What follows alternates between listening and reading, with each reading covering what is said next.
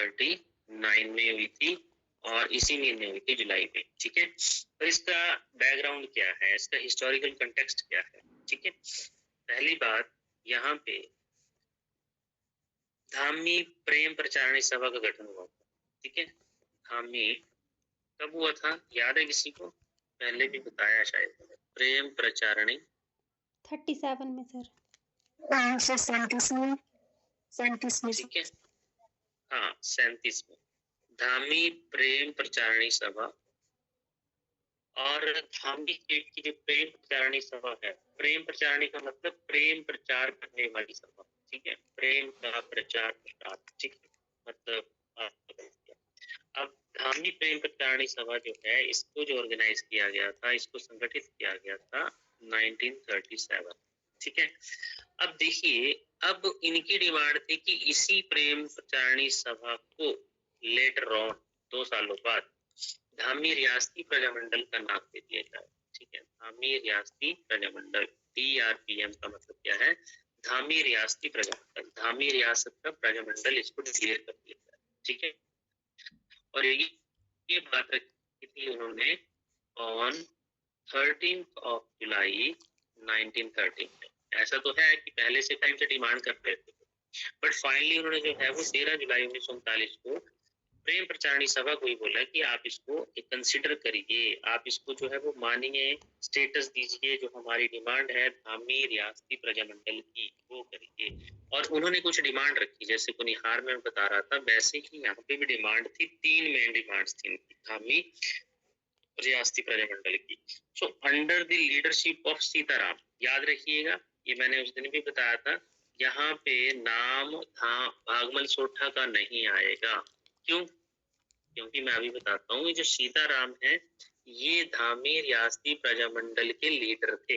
ठीक है, so under the leadership of Sitaram इन्होंने 3 मेन डिमांड्स जो हैं वो फॉरवर्ड की राजा के लिए। ठीक है, अब इनकी ये लीडरशिप है, ध्यान रखना कि लीडरशिप किसकी है डिमांड्स के लिए, तो वो है सीताराम। ठीक है, और इन्होंने जो 3 मेन डिमांड्स मुख्य मांगे जो 3 की, वो उन्होंने फॉरवर्ड की। और वो क्या थी? तो पहली डिमांड है इनकी एबोलिशन ऑफ बेगार। ठीक है, वैसे तो मैंने अभी बताया कि सत्यानंद स्टोक्स ने पूरी तरह से कोशिश की कि एजुकेशन के थ्रू उन लोगों को अवेयर करके बेगार को खत्म किया जाए, बट वो शहरी इलाकों से तो खत्म हो गया, बट कहीं ना कहीं गांव में, रूरल एरियाज में वो वैसे ही चल रहा था।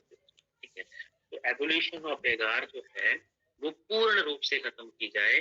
ठीक है, टोटली खत्म की जाए, ये एक डिमांड थी। दूसरी डिमांड जो उसमें भी थी कुनिहार में, ठीक है, कि जो लैंड रेवेन्यू है उसमें लगभग 25% रिडक्शन की जाए। ठीक है, यहाँ पे हालांकि उन्होंने क्लियरली नहीं बोला, मगर इनका मेन यही था कि रिडक्शन इन लैंड रेवेन्यू। ठीक है, मतलब जो भूमि में राजस्व आप ले रहे हैं उसमें रिडक्शन चाहिए, बहुत ज्यादा लेते हैं आप। ठीक है, और तीसरी बात इनकी थी कि जो धामी प्रजामंडल है उसको रिकॉग्नाइज किया जाए। ठीक है, तो रिकॉग्नाइज किया जाए ताकि उसको बात जो है वो डेमोक्रेटिक तरीके से रखी जाए। तो धामी रियासती प्रजामंडल को रिकॉग्नाइज किया जाए, लैंड रिवेन्यू को रिड्यूस किया जाए और बेगार को पूर्ण रूप से खत्म किया जाए। These 3 main demands were put forward to the raja. ठीक है, ये की गई थी। अब वो राजा कौन था तो मैंने शायद आपको बताया भी हुआ है। ठीक है, उस टाइम पे राजा कौन थे? तो धामी के राजा थे राणा दिलीप सिंह। ठीक है, ये नाम याद होगा आपको, नहीं है याद? जिसने पहले पढ़ा है धामी के, हाँ, ये धामी के उस टाइम पे राणा थे जिनके खिलाफ ये चीज हो रही थी। ठीक है, अब ये डिमांड्स तो सीताराम की लीडरशिप में रख दी, मगर हुआ क्या?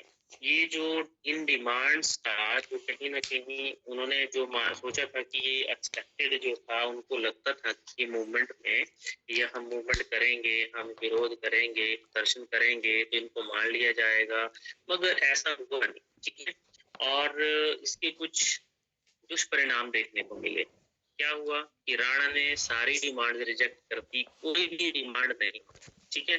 सो स्ट्रेट फॉरवर्ड उसने जो है वो तीनों ही डिमांड्स रिजेक्ट कर दी, और ये बात हुई थी ऑन, रखी कब, 13 जुलाई को। स्ट्रेट फॉरवर्ड रिजेक्ट कब की, 16 जुलाई 1939 को। ठीक है, डायरेक्टली जो है वो स्ट्रेटली इन्होंने ये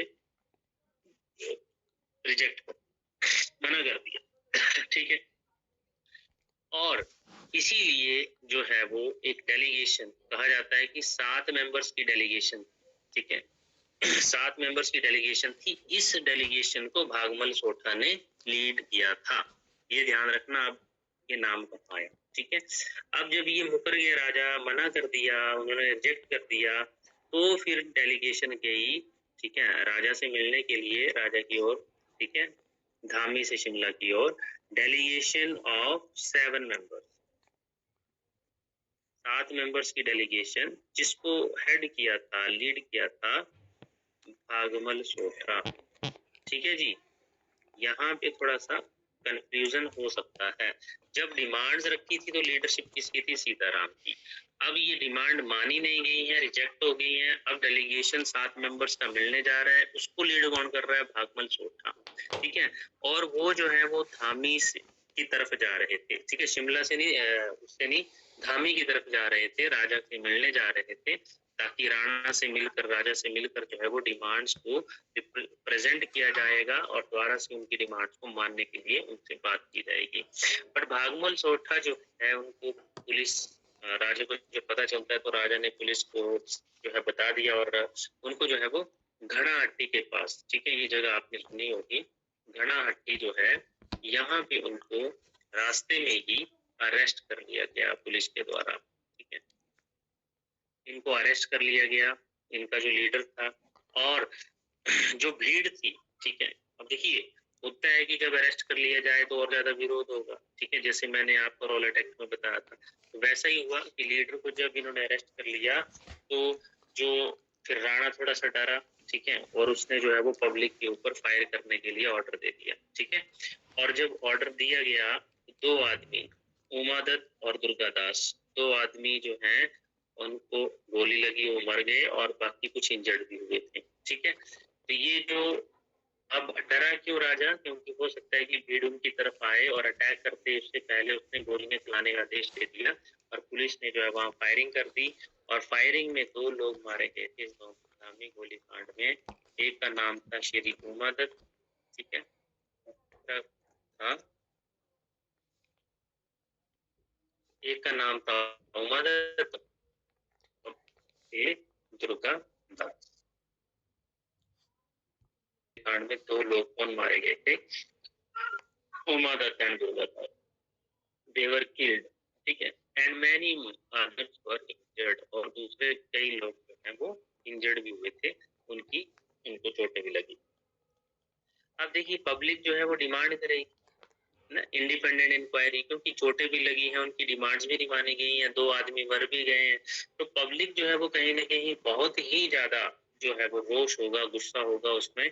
और पब्लिक ने जो है वो पंडित जवाहरलाल नेहरू उस टाइम पे उन्होंने क्या किया कि इस डिमांड को पूरा करने के लिए उनकी जो इंडिपेंडेंट इंक्वायरी थी उसको बिठाया, और उन्होंने एक आदमी भेजा था यहाँ पे, ठीक है, और उस रिपोर्ट, उन्होंने रिपोर्ट बनाने को कहा पंडित जवाहरलाल नेहरू ने कि क्या हुआ है, ठीक है, वो उन्होंने वहां पे रिपोर्ट बनाने की भी बात कही।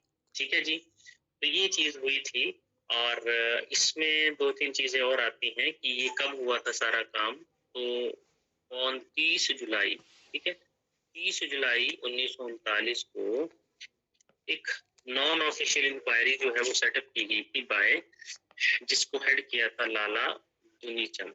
ठीक है, अब ये नाम कोई ज्यादा इम्पोर्टेंट तो नहीं है, बट लाला दुनीचंद जो थे, इनको जो है वो एक वकील थे, ठीक है, इनको ये केस सौंपा गया, और इनको बोला गया कि भाई आप इस केस को देखिए। और महात्मा गांधी ने जो है और पंडित जवाहरलाल नेहरू ने जो है इसको बहुत मतलब इस चीज को उन्होंने बहुत प्रायोरिटी दी थी, है ना, उसको जो है वो, क्योंकि पहली बार ऐसा हुआ था कि पहाड़ों पे गोलियां चली और इस तरह का केस हुआ, इस तरह से चीजें चली। तो ये आपने ध्यान रखना है कि धामी गोली कांड क्यों हुआ, क्या कारण थे, क्या उनकी डिमांड्स थी, कब हुआ, है ना, ये चीजें पूरी रूप से आप